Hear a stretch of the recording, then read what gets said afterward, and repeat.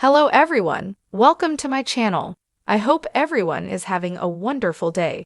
Before starting the video, please go ahead and hit the subscribe button. And give this video a like up. Bold and the Beautiful had Leigh Finnegan request Tom Starr's liver be delivered to her office. But she did it with such ease that you would think it was a mundane task, like ordering a cup of coffee on the CBS soap. While B&B fans know why she wants this organ donor's liver, the lab worker looks a bit bewildered when dropping it off to her. So, it seems Leigh is about to test Tom's DNA in another paternity test. Bold and the Beautiful fans thought that Leigh Finnegan, Naomi Matsuda, and her sister Poppy Nozawa, Romy Park, had been mending fences since Luna Nozawa, Lisa Yamada, went to prison. But a scene from the soap today indicates sibling rivalry is alive and well. Then what Leigh did next hints to the sisters' animosities likely growing in the future. Leigh chastised Poppy for the way she raised Luna Nozawa, Lisa Yamada. She also asked if the late Tom Starr, Clint Howard, was really Luna's biological dad. Well, since her little sister didn't provide a definitive answer, Leigh Finnegan decided to search for the answer herself. This week on Bold and Beautiful, it was established that Tom's liver has sat in the lab for 6 months. That is because it was deemed unusable for an organ donation, so it will get shipped off to a medical college. But first, it appears Leigh Finnegan is about to extract some DNA from Tom Starr's liver. Bold and the Beautiful spoilers give us a peek with a preview clip of Leigh going ballistic on Poppy. From what Leigh says, it sounds like Tom is not Luna's father. Poppy's demeanor when Leigh asked her if she was sure Tom was the father seemed to give it away on Monday's episode. Poppy was uncomfortable and cut off her sister without an answer. Then in the preview, Leigh is furious that Poppy had an affair with her husband, Jack Finnegan, Ted King. Then Leigh wants to know if Jack is her daughter's father. The clip stopped before Poppy answered that question. But it seems Leigh Finnegan found out that Poppy Nozawa slept with Jack around the same time she became pregnant with Luna. But Poppy was with a few men, according to Leigh. Bill Spencer, Don Diamont, happens to be one of those men who fit the timeline for Poppy's pregnancy 2 decades ago. Bold and the Beautiful made that clear a while back. Bold and the Beautiful fans have several theories on who spawned Luna Nozawa. Because of the latest preview clip, some think it is Jack, but others suggest Finn, Tanner Novlin, is still in the running. If so, it sure would be a way to mess up his marriage. Despite it happening 20-some-odd years ago, Finn's marriage probably wouldn't last if he spawned the wayward intern. But some fans still think Bill Spencer is her father. Many also think he knows it but keeps it a secret. They suggest Bill had his own DNA test done after learning Luna faked the results of the original test administered by Leigh Finnegan. And they assume he knows she is his daughter, and that is why he rescued her from jail. But the Bold and the Beautiful preview clip has Leigh Finnegan looking pretty convinced that Jack fathered Luna Nozawa. But this is B&B, and often things look one way but turn out another way on this CS soap. The sun was barely rising over the Los Angeles skyline, but Dr. Leigh Finnegan was already pacing the halls of University Hospital with the kind of determination that made lesser surgeons tremble. She was known for her precision, her ability to save lives with a scalpel and a cold, calculating mind. But today, she needed something far more elusive than talent or skill. Today, she needed a liver. Tom Callahan was a 47-year-old jazz musician whose lifestyle had finally caught up with him.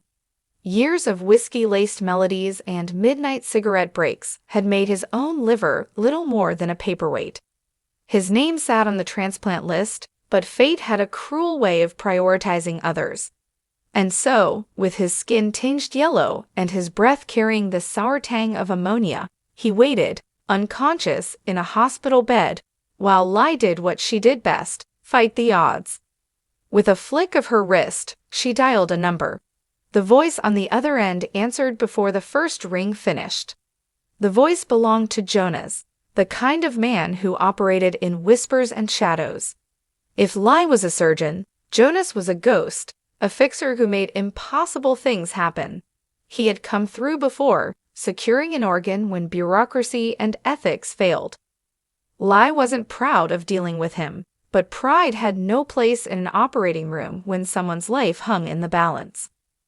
Lai sighed. She hated the way he talked about human organs like they were items on a Starbucks menu. Still, she bit her tongue. Pristine, Jonas assured her. Healthy, clean, just the right match. Almost like it was meant to be. She knew better than to ask how he procured it. Some doors were meant to stay shut. Lee closed her eyes, a mixture of relief and guilt settling into her chest. This wasn't how things were supposed to work. But if she had waited for the proper channels to clear, Tom would have been a corpse by the weekend. Do it, she said, sealing the deal with 2 syllables that could cost her everything. The operating room was a battlefield of steel and light. Tom lay on the table, unconscious, his body a fragile vessel awaiting salvation. Lai stood at the helm, hands gloved, mind razor-sharp. The liver had arrived exactly as promised, packed in ice, looking as unassuming as a slab of butchered meat. But this wasn't just flesh, this was hope. The procedure began. Hours melted into a blur of careful incisions, severed vessels, and meticulous stitching. The world outside ceased to exist. There was only this, the rhythm of her breath, the sterile scent of antiseptic, the quiet hum of beeping monitors. The new liver was in place, vessels reconnected, blood beginning to flow. Lai watched with the intensity of a gambler holding their breath before the final card turned. The color of Tom's skin began to change, a pinkish hue creeping back into his cheeks. Relief crashed over her, but it was fleeting. Because saving a life was one thing, keeping secrets, that was another battle entirely. The next morning, Tom's eyes fluttered open, groggy but alive.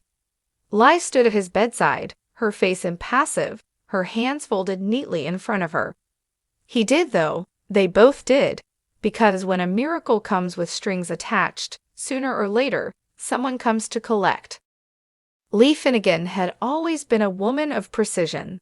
A surgeon, a mother, a woman whose hands dictated life and death with the skill of a master artist. She moved with the kind of quiet authority that made people listen, respect, and, if they had any sense, fear her. Standing in the sterile, fluorescent-lit hospital corridor, she tapped a manicured nail against the glass screen of her phone, her dark eyes narrowing as she sent off a message with the same casual confidence one might use to place a morning coffee order. And why should there be any hesitation?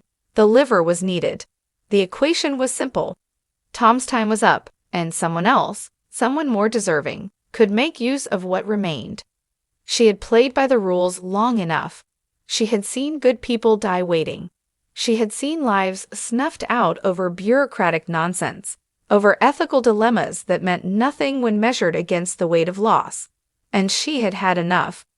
If power meant anything, it meant the ability to tip the scales in favor of the deserving.